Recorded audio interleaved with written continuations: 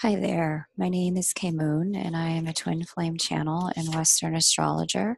And this is a video about the new moon in Pisces for 2020, happening on February 23rd, 2020, 10:32 a.m. if you happen to be on the eastern seaboard of the United States. Please check your local time zones please check the internet for your local time zones.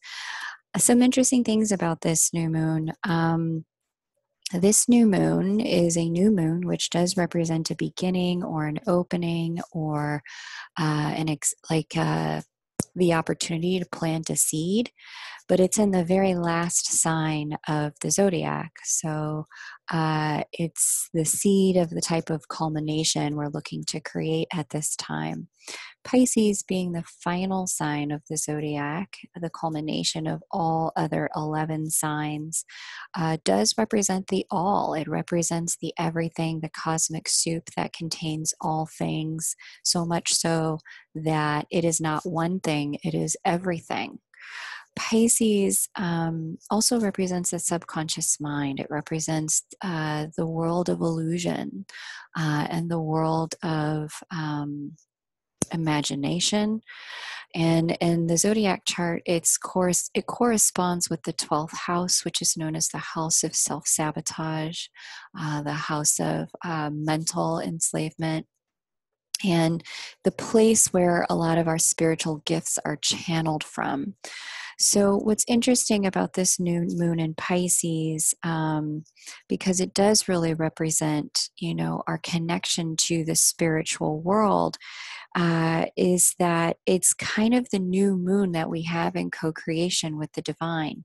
It's the new moon that allows us to move into a period of reflection of the culmination of the last 11 new moons, a period of cultivation of the lessons of those last 11 new moons so that we can plant the seed and set the tone for the next cycle, but also plant the seed and set the tone for that which we know is coming to culmination, coming to completion, and coming to ending, so that this ending can set the right stage for what's about to occur in the next cycle. The next two new moons are very significant. The Aries new moon, being the first masculine sign of the zodiac, is the new moon that I read as the divine masculine's new moon, and there's some very interesting energy going on during that time. I've already had a peek at it, and this new moon is a bit of a setup for it. If you're a twin flame, the Taurus new moon is the new moon for divine feminines, as it's the first feminine sign of the zodiac. If you are a twin flame again. So this particular new moon that precedes those two is a little bit of the cultivating of the soil. It's a tilling of the soil, a fertilization energy of how we want to set the stage for what's going to come in the new astrological year, which begins with the sign of Aries next month. So, to all of the Pisces out there, happy birthday. I'm super pumped that it's Pisces season, because it's a time of great fertility for a lot of us, or pre-fertility for a lot of us, as we take stock of the last 11 moon cycles. So let's jump into the general energies for this new moon, and we'll do the twin flame energies in a separate video. This new moon takes place, let me pull up my little annotation tool. This new moon takes place here at the 4th degree of Pisces, sitting super close to a Mercury that has now turned retrograde at the 9th degree of Pisces. And this Mercury is not alone. This Mercury is sitting with an energy called Nessus. And Nessus, when you look at a lot of the mythology, has a lot of the classic undertones of, or I should say overtones, it's not even undertones, it's overtones of obsession. Nessus is all about pursuing something to unreasonable lengths and unreasonable ends. It's the clinging to the point of not being able to let go, to the point of self-harm or harm to another.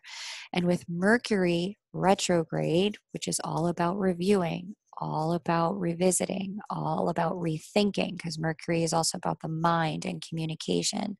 With Mercury retrograde sitting with Nessus, both at 9 and 10 degrees here, what we have with this new moon is an energy of obsessively reviewing the past. It's or things that have already happened, obsessively rethinking those things so that we can better understand what happened and why it happened. There's, what's interesting about it too is that Mercury and Moon are the rulers. Moon is the ruler, they're joint rulers of Virgo, right? So ancient ruler of Virgo is the Moon, modern day ruler of Virgo is Mercury. And Virgo, opposite this sign, is all about choice. It's all about decision. It's all about discernment. Instead of it being about the all things and the everything in the cosmic soup, it's about plucking out that one thing, giving it a name and a purpose. Virgo, being about discernment, is also about choice. And so this particular new moon in Pisces has us obsessively reviewing our choices. Did we make the right choice? Why did we make that choice? How did we make that choice in the first place? Should we have chose something different? So if you're in a place of obsessive thinking about certain things that have happened, whether or not you were making the right choice, it was meant to be that way. This period of time of reflection in Pisces is really giving us the opportunity to pause and think clearly, think more thoroughly if we can, because there's very little air in this chart with a lot of water, which lets us know that, little air, we're trying to think, but we're trying to think with our emotions. Emotions are running high, and we're thinking through the emotions that allowed us to make the choices we made in the first place. Were those emotions real? Were they valid? Should we have honored them the way we did? Was there another choice we could have made emotionally, given the information we now have? So that's a lot of the energy here. This new moon also trines the North Node in Cancer. So there again is that water energy, and it's emotional release and coming to terms. This North Node is moving into the sign of Gemini as we get closer and closer to the middle of the year. We're in the final 10 degrees of the lessons of Cancer with this North Node. Cancer is all about home, family, being emotionally at home with ourselves. And so with this North Node in Cancer trying this new moon, there's a lot of getting right with our emotions and getting right with ourselves. And with the Mercury retrograde getting ready to cross over this moon degrees, what we've got is the energy of giving ourselves permission to feel the way we feel, to want what we want. And to validate our choices for ourselves based on where we've been emotionally. There's also a lot of emotional revelation here. And this emotional revelation is the coming to light of long buried and repressed emotions that perhaps we've been avoiding feeling for some time. And so, with the final degrees coming into the final degrees of Cancer, we're going to start to see the emotional roots of some of our thinking patterns and the emotional roots of some of our choices and behaviors. And this is big. It's really big. You may have noticed that some of the people in your life have gotten a little quiet. You may have noticed that you have gotten a lot quiet. You may have noticed that, emotions are running high a little bit. People may be a little touchy emotionally, and you don't know why. This is all due to this energy of review and emotions that are deep rooted starting to come to the surface into conscious awareness, but not a lot of the emotion, the mental space to process it just yet. It's just raw emotion. Emotion in its purest form. And so if you're feeling emotional, it's okay. It's a very emotional new moon, a very emotional new moon. In addition to that, this new moon is also sextile the south node conjunct Mars. So here's the new moon energy, and here's south node conjunct Mars. And so, this is water energy here. This is water energy here. And over here, where South Node and Mars is, this is earth energy, Capricorn. And so there is a little bit of a 3D world aha moment about the cost of some of the choices that we've made. There's a bit of a 3D world, like we hit a little bit of a wall, and a little bit, it's not a full wall because this is a sextile. The wall's completely overcomeable with a little bit of action, Mars. You do a little bit of action in a 3D world, whatever we perceive as a wall is complete, it dissolves. It completely dissolves with the sextile. But the problem here and the challenge here, again, is that emotions run so high, taking action really isn't on the forefront of any of our minds or at the fingertips of any of our abilities at this time. Not only that, but because it's a south node conjunction with Mars, this has to do with recognizing some of the, again, behaviors, choices, actions that we've taken from the past south node, and ways that they are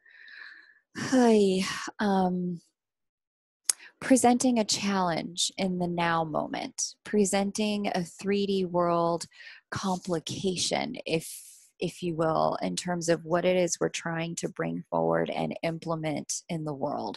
It's like, oh yeah, I probably shouldn't have done that. But like I said, with the sextile here, this is completely rectifiable. It's just a matter of getting the emotions in check enough to take the right next action forward. Completely rectifiable. So just keep that in mind, that you want to get yourself to a place where you're able to take the right actions by just being honest with yourself. There's a lot of emotional honesty with this new moon, because there's so little air and so little fire. We can't really outthink or spiritual bypass our emotional truths with this new moon. They're just kind of there, like puddling us, putting us in a little bit of a puddle, if you will.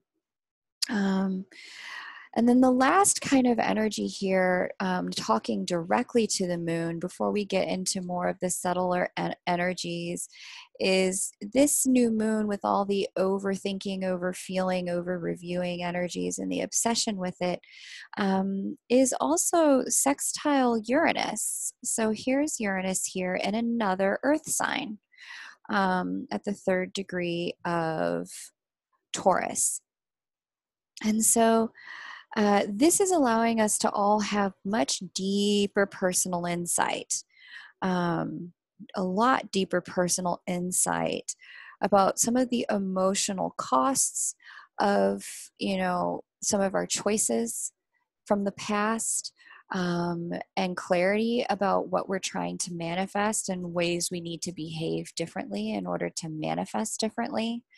This is also giving us a level of spiritual initiation and completion at this time, where more of our own divinity is going to come through the Piscean portal into our physical bodies. So you may notice that at this time you need a lot more rest, that you're a lot more tired, and that you may be even a little bit spacey or dreamy at this point in time. Don't worry, it's just the downloads. Make time to set yourself apart, to go within, to be with the energy as it's flowing through you. It may be a little bit nebulous. You may feel a little bit catatonic. This may be even a period of time where you find yourself binge watching television shows on streaming services, just so that you can, it may feel like in the 3D world you're checking out. But what's actually happening is that at a much deeper level, you're how to put it, the divine is checking in to the hotel called your body and your cells and performing a biological upgrade through your emotional body, through the water in your body, so that you're going to be able to manifest with a lot more capacity and power as you move through the next astrological year. Okay. And so this is a really good time, again, with so much water going on here, and so much earth in this chart. You see there's 7 earth placements, 6 water placements.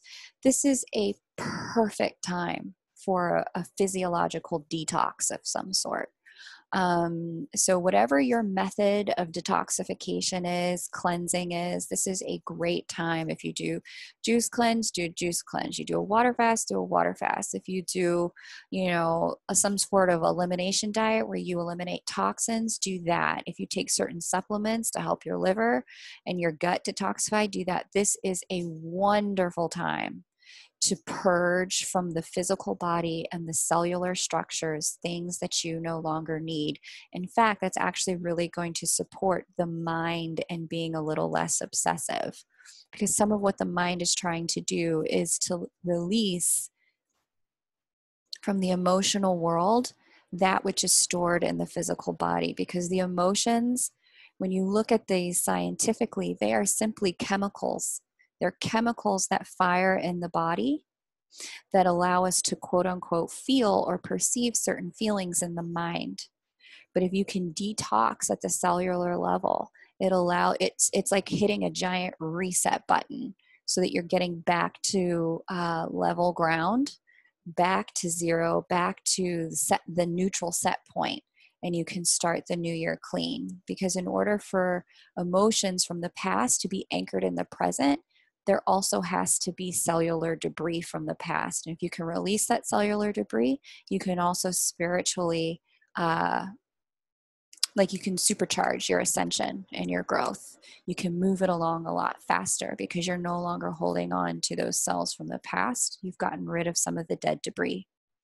So I hope I explained that clearly. But yeah, it's a great time to do a detox. And this is also really a perfect new moon for a personal reading or a professional reading about, your career and where you're headed in the next year as we close out the astrology of the last 11 new moons. So if you'd like to do that, the March calendar is open. Just email me at chrysalismoon@gmail.com, KRYSALISMOON@gmail.com. You'll get an autoresponder that explains how to book a personal reading with me. And double check your promotions folder or your spam folder if you don't see it right away, because it definitely gets sent. And then if you'd like to book, the instructions are there, and we'll be able to book pretty soon here.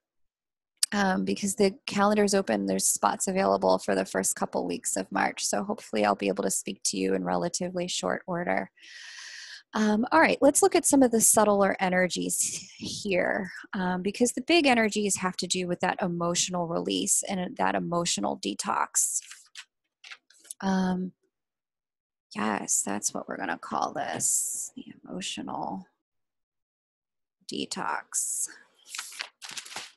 Oof, come back, notebook, don't fly away. All right. Right. Okay.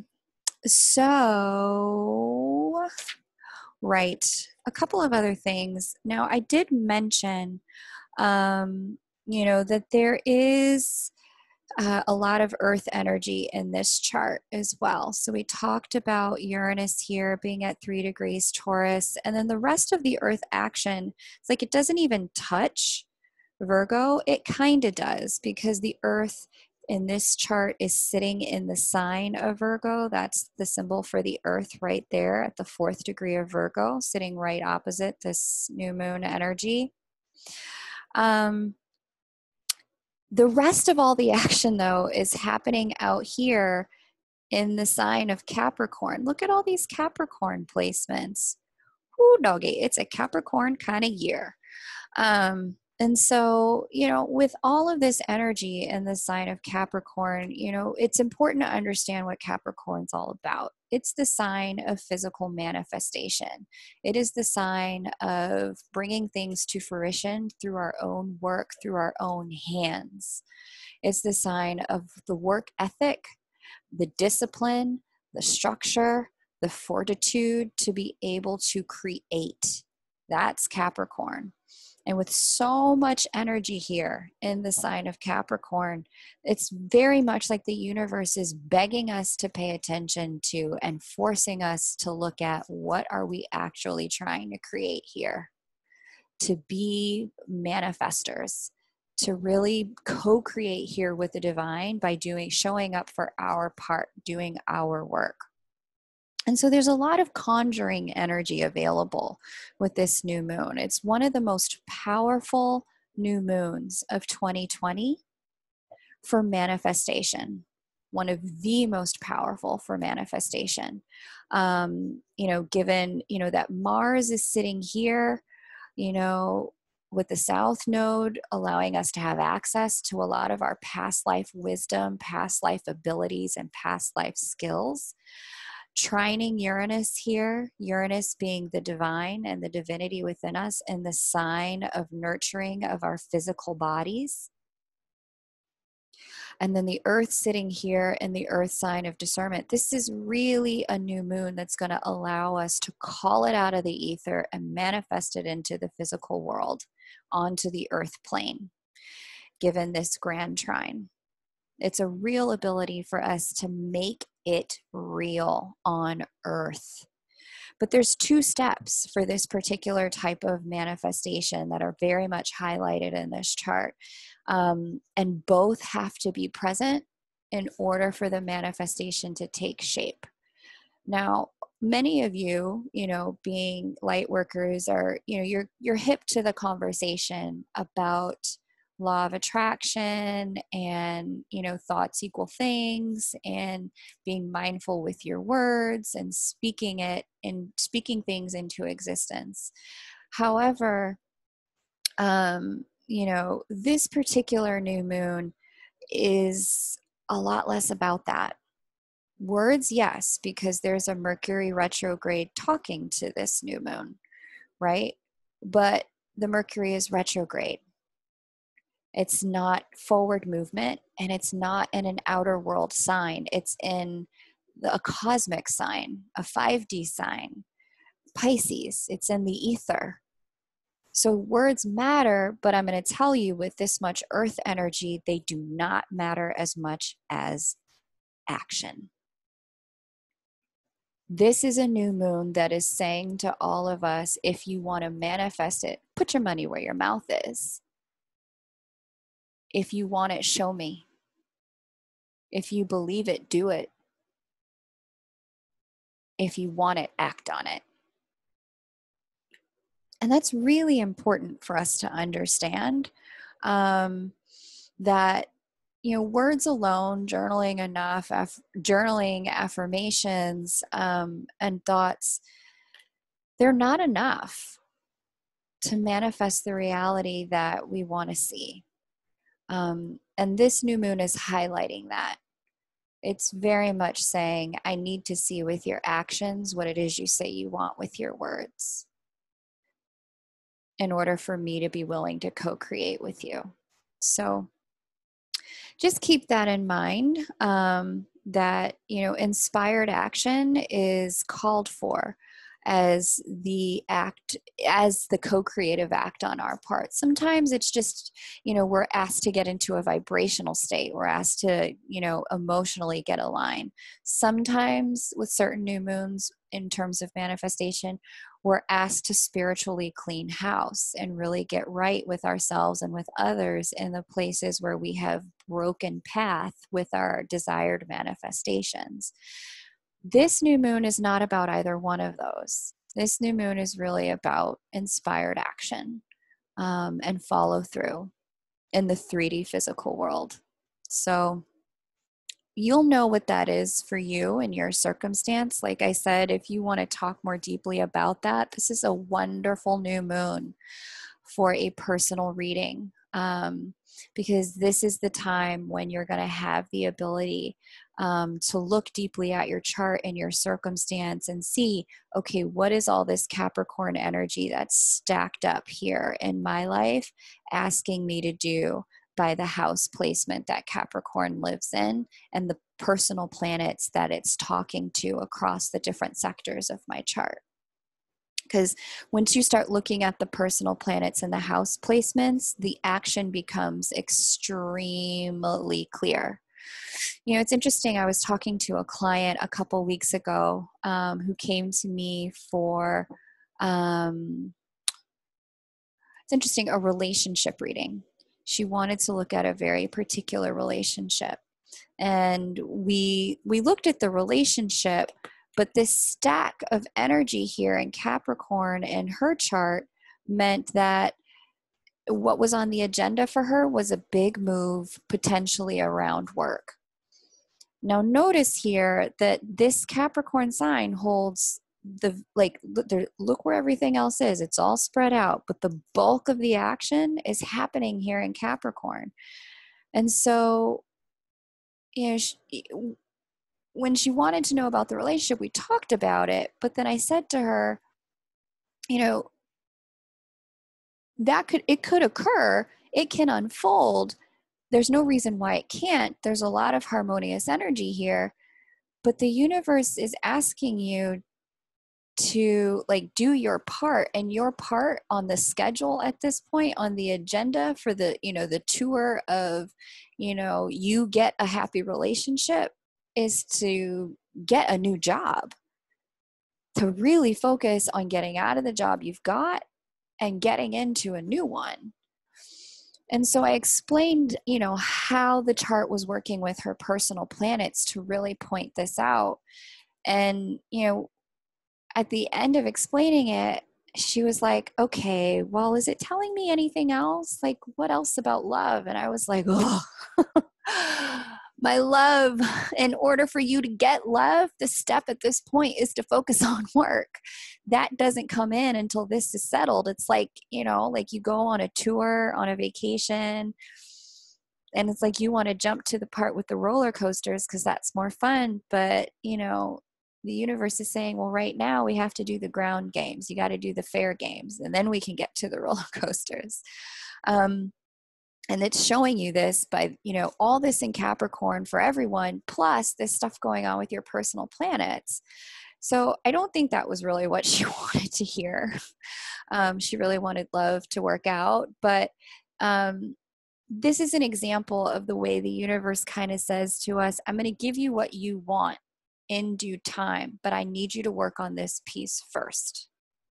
And that's essentially what's going on here. Is the universe is saying you can have the things you want, but what I'm going to need you to do is really focus on taking inspired action.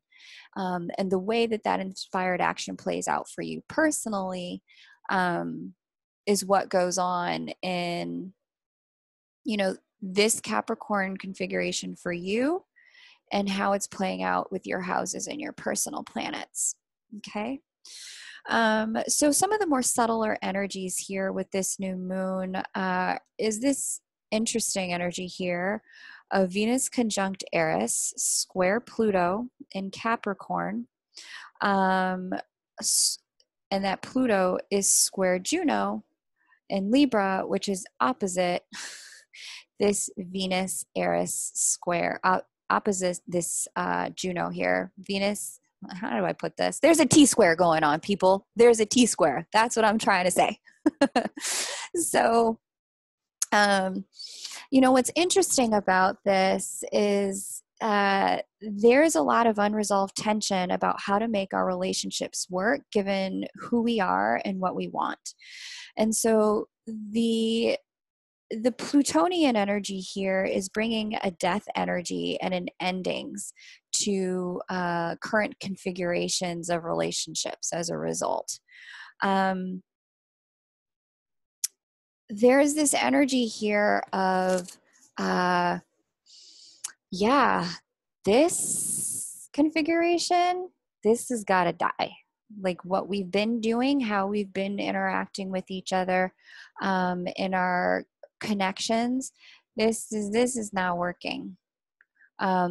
In particular in work relationships and romantic partnerships. This has a lot less to do with some of the other one-to-one relationships. Like it could be other examples of one-to-one relationships where this isn't exactly applying. Are like you and your therapist, you and your sibling, you and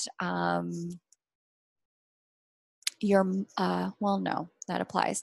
Let me see. You and like maybe a doctor or a physician that you've been working on a health issue with. Those are things that don't apply as much. But because Libra really governs our one-to-one partnerships with peers and romantic partners, our allies, Capricorn governs our work relationships. So bosses, coworkers, our direct reports, our affiliates and colleagues as entrepreneurs. And then the self, that's Aries here. What we've got going on here is a tension that's been brewing. It's been bubbling up.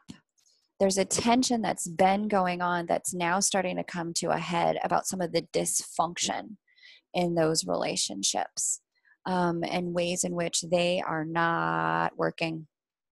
The ways in which, we starting to feel like ourself isn't recognized and honored.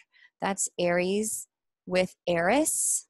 This asteroid here and Venus sitting together, the self isn't honored and recognized. With Juno here, the partnership asteroid going retrograde in the partnership sign in the sign of balance. This is a recognition of how things are imbalanced in those relationships. And Pluto here is just kind of, a giant wrecking ball to the mix. It's a baseball bat going, yep, and now I'm going to destroy it. Now I'm going to tear it down because it's not working. It's not working for anyone in the circumstance. You're not feeling valued with this Eris and Venus here in the sign of Aries. Things are imbalanced in terms of giving and receiving with this Libra here and Juno and Libra. And Pluto's come along to say, and now we will tear it down so something new can be built. And so if there are endings in any of those areas of life, know that they're honest endings, they're true endings, they're appropriate endings. The nice thing about Pluto is that Pluto is the death point. It's not the life and it's not the afterlife. It's the death point. And what's nice about knowing that we're at the death point is that there is an afterlife. There is something after the caterpillar goes into the cocoon. There's the butterfly emergence. There is something that happens, once the lead is done being lead. It's called gold. Right? The alchemy. And so the things that are ending right now are ways in which things have been dishonest representations of the values given and received in our connections, both on the professional front and our one-to-one relationships. So where things have been dishonest representations of things given and things received, those relationships are coming to crumble at this time. They're coming to completion. At least the pattern of that, imbalance is starting to come to completion.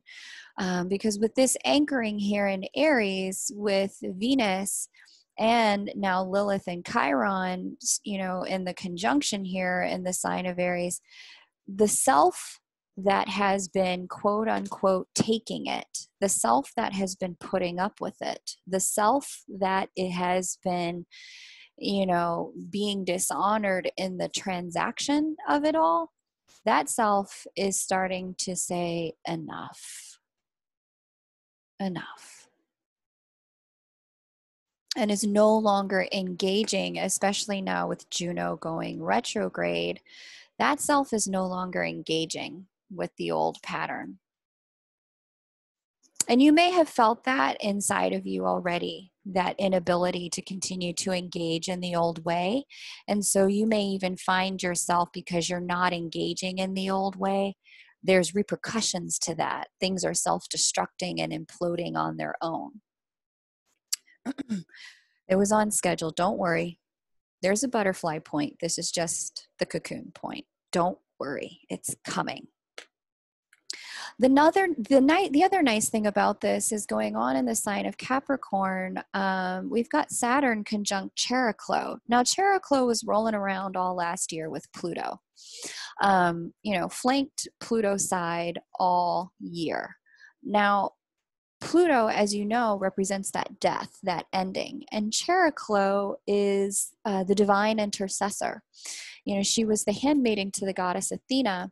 And when Athena blinded Chariklo's son for accidentally looking upon her while she was nude and bathing, because the rules were you weren't allowed to look at a naked god, Chariklo pleaded with Athena and said, please give my son sight back.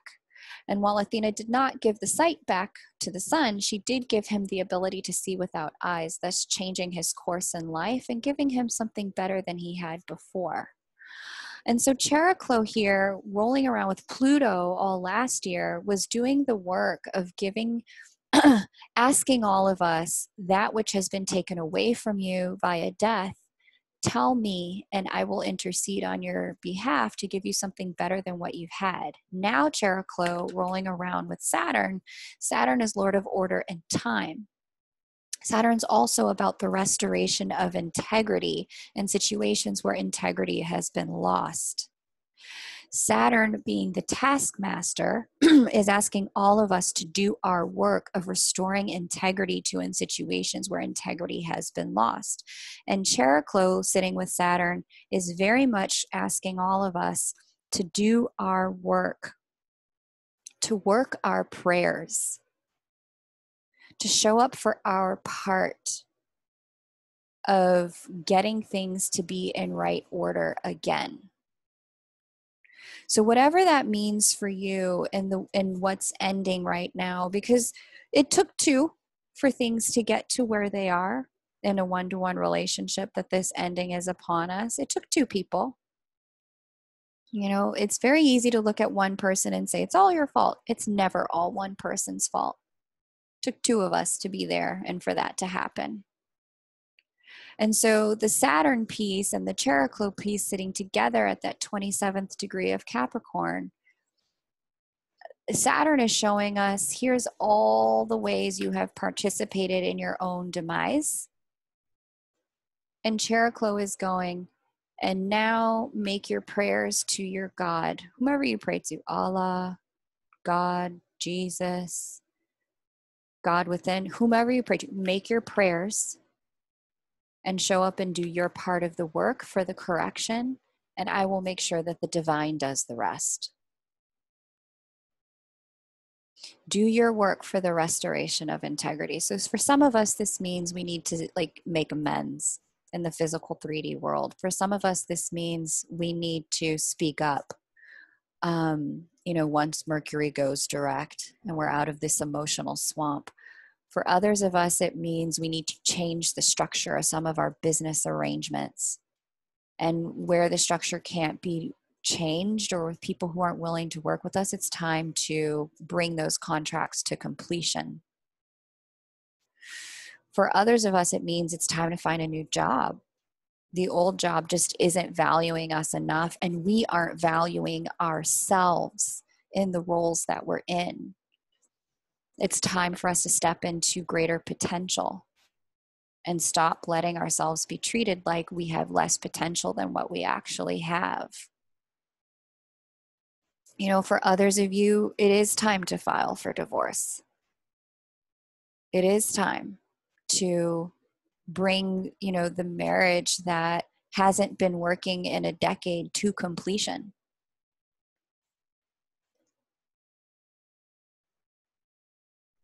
So whatever that is for you, know that Cheroklo is here with Saturn saying, if you do your part in the 3D physical world, if you do your part to restore integrity to the situation, I will do my part to give you something better than what you currently have once this is all over.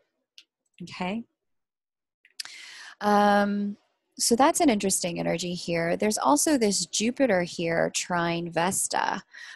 Also, again, in the Earth sign. So again, this is about 3D world physical manifestation. This is about being dedicated to our highest ideals and values, and a really deep desire to get it right this time. You know, Jupiter really represents hope, optimism, faith, and expansion, and opportunity. And Jupiter in the sign of Capricorn is giving us all a shot at working for what we truly want. And we're already at the midway point of Jupiter and Capricorn. We're halfway through this transit at the 18th degree. Now we've got a retrograde coming up. Jupiter's already in shadow, but this is it. 2020 is like our year to start manifesting things that we really and truly want to experience in our lives. And Vesta here, this trine to Vesta, you know, being representative of the Vestal Virgins, you know, dedication and their faith and their service in the temple of the hearth fire, keeping that fire going for the entire metropolis, never letting it burn out, so that anyone in the city ever need fire for their house, they came and they took from that fire to light the fires in their house. You know, the Vestal Virgin's job was to make sure that fire in the temple never burned out. And so this Jupiter trine Vesta is about doubling down and making sure that we get it right this time in our manifestation. Okay. So, yeah, if you want to have a look at this stuff in your own chart, let me know. It's a really good time for a personal reading. Email me at chrysalismoon@gmail.com, KRYSALISMOON@gmail.com. And we can get you set up with one sometime for the first 2 weeks of March, which is right around the corner. Super pumped to talk to you. Thank you so much for watching, listening, liking, subscribing, and sharing. I look forward to hearing how all of this resonates for you in the comment section below. Take great care, and bye for now.